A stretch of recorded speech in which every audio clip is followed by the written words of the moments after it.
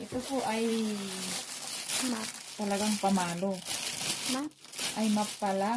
Sorry, akala ko pamalo.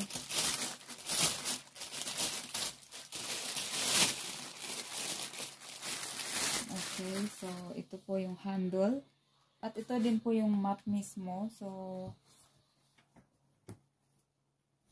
ating i-explore kung paano. So, ayan, ganun lang pala yun kadali. Ay! Tun ikatum danum na. No. Para hindi nyo na kailang hawakan kasi syempre pag gamit na, it's dirty, it's yucky, you know. So, ito po yung gagawin natin. So, ayan. I-rotate lang po yan para mapigaan siya.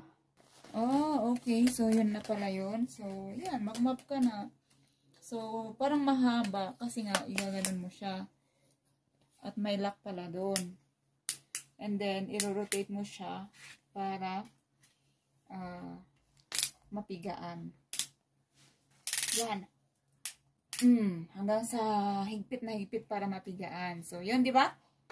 Alright, thank you for watching and bye!